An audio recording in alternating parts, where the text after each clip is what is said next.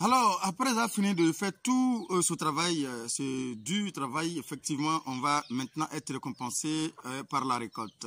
Alors, à quel moment il faut récolter notre soja? Il faut savoir que à partir lorsqu'on regarde, on apprécie les feuilles, si les feuilles virent, jaunissent à partir de 80% déjà de jaunissement dans votre plantation. Si les feuilles ont 80% de jaunissement, effectivement, ça veut dire tout simplement que la plante, notre récolte s'approche déjà. Donc, il faut penser déjà à récolter lorsqu'il y a 80% des feuilles qui jaunissent.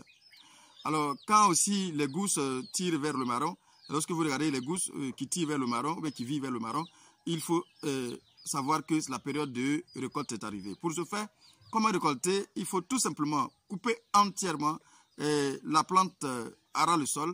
Il faut bien couper à ras le sol, tout simplement, et en laissant les racines au bénéfice de l'azote pour la plante à venir. C'est-à-dire que n'arrachez pas, laissez les racines au sol pour son azote qu'il emmagasine pour les cultures à venir. Donc, on n'arrache pas les racines, tout simplement. Il faut tout simplement couper à ras le sol et laisser les racines, tout simplement, en paix pour continuer le processus qu'il a déjà continué. Pardon, qu'elle a déjà commencé. Voilà. Donc, il faut savoir que les récoltes se font de 7h à 10h le matin. Oui, mais de 7h à 10h le matin et de 17h à 19h. De 17h, 10h et 17h, 19h. Pourquoi? Parce que lorsque vous récoltez sur la chaleur, vous avez le risque, tout simplement, de cassure des gousses. Vous allez voir que ça va se casser et les grains vont tomber. Vous ne pouvez pas les récolter, vous ne pouvez pas les ramasser. Vous allez perdre déjà. Et c'est pourquoi il faut récolter tôt le matin, quand il ne fait pas trop chaud pour éviter les cassures. Il faut récolter tôt le matin et tard le soir, à partir de 17h jusqu'à 19h. Vous pouvez récolter pour éviter les cassures de vos différents gousses. Alors, il faut sécher ces rameaux-là, tout simplement, après avoir fini de couper. Il faut sécher ces rameaux à un endroit, sur un endroit dur, c'est-à-dire que soit ça peut être une bâche tout simplement, soit sur votre terrasse, mais il faut que l'endroit où vous allez semer, sécher ces rameaux-là, pas être dur, et lorsque ça se casse, pouvoir être capable de récupérer les grains qui sont cassés. C'est très important pour ne pas le faire à l'air libre comme ça.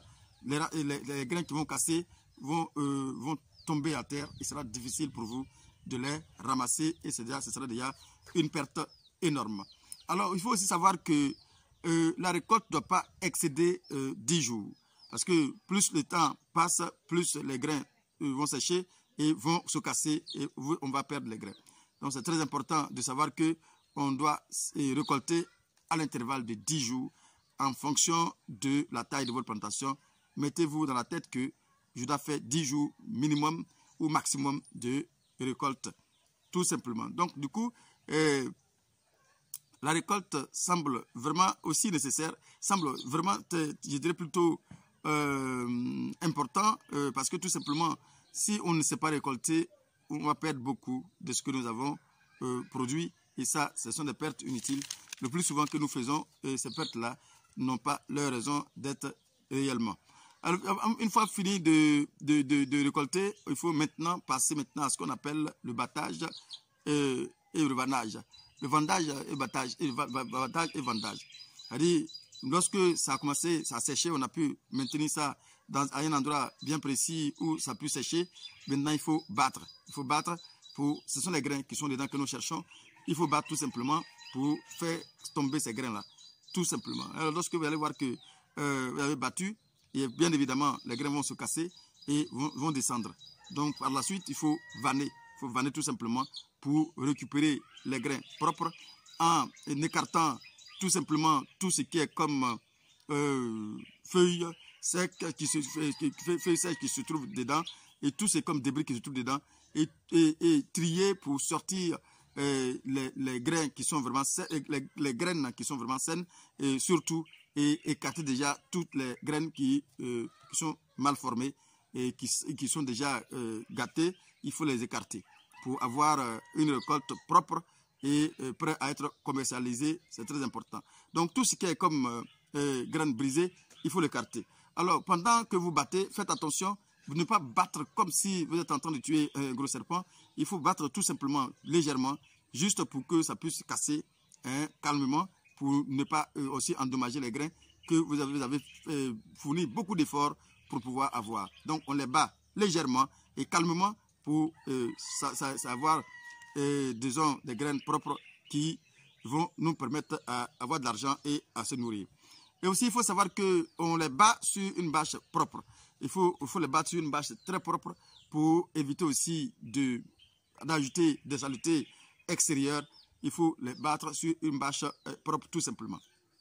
Alors, après avoir fini de battre, il faut aussi, bien évidemment, passer à ce qu'on appelle le vendage. Le vendage consiste effectivement à retirer tous les gousses, tout ce qui est graines.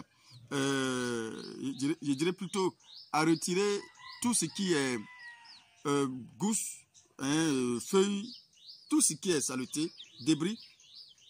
On va les extirper carrément de notre graine tout simplement. Voilà, donc c'est ça qui consiste le vendage. Et tout ce qui est graines blessées, non conformes à ce que nous cherchons, il faut les retirer. Les feuilles mortes, les résidus, tout ce qui est résidus, tout ce qui est cailloux, tout ce que vous connaissez, qui n'est pas le soja propre que nous cherchons. Donc du coup, il faut les écarter, il faut les éliminer, il faut carrément les mettre hors de notre culture. Voilà, c'est mieux de chercher à vendre quelque chose de propre que d'aller au marché. Les commerçants vont chercher des prétextes pour ne pas bien acheter vos produits. Ils vont toujours regarder et vont dire, écoutez, madame, c'est ceci, monsieur, c'est cela. Il est bon de pouvoir déjà fermer leur bouche en leur proposant quelque chose de propre. Du coup, ils n'auront pas quelque chose à dire à part le fait d'acheter tout simplement votre produit à bon prix.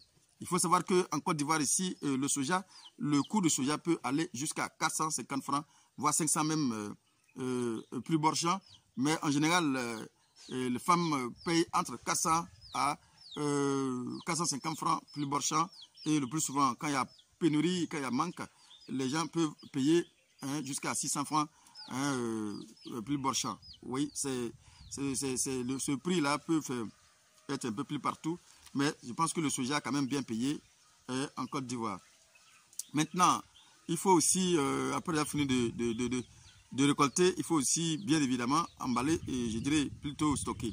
Le stockage peut se faire dans des jutes et puis on va remplir ces sacs-là, ces sacs de jute tout simplement et nous allons faire je dirais plutôt, on va les disposer sur les palettes et dans un endroit bien propre et bien aéré tout simplement. C'est très important de les conserver dans un endroit bien propre et bien aéré. On peut aussi les conserver dans les greniers, tout comme on peut aussi les conserver de manière traditionnelle dans des jarres. Donc je pense que c'est très important de savoir ces petits détails pour éviter de faire aussi des pertes parce que trop d'humidité va faire pourrir votre graine, vos différents grains, votre récolte et trop de chaleur aussi n'est pas aussi bien aussi également. Donc, il faut que vous les maintenez dans un endroit propice, bien aéré surtout, pour éviter de faire des pertes inutiles. Voici un peu ce qu'on peut dire sur la culture de soja.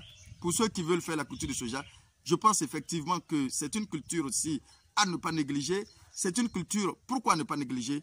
C'est très important de le savoir, parce qu'en dehors du fait que c'est une culture très nutritive, on fait beaucoup de choses avec ça, des gâteaux, du lait. Apparemment, son lait est tellement agréable, effectivement, pour ceux qui ont goûté le lait de soja, c'est très agréable aussi également, de l'huile. En tout cas, je pense que c'est une culture à ne pas négliger aussi également. Mais en dehors de ça, il y a aussi le fait que ça peut servir aussi pour l'alimentation des poulets. Pour ceux qui veulent faire de l'élevage, pourquoi pas, en dehors, juste à côté de votre champ de maïs, faire aussi un peu de maïs, faire un peu de soja pour mélanger avec votre culture de maïs tout simplement. Et vous allez voir que c'est très important, c'est très nourrissant pour les animaux. C'est le même Dongo. À bientôt pour une autre vidéo. Merci.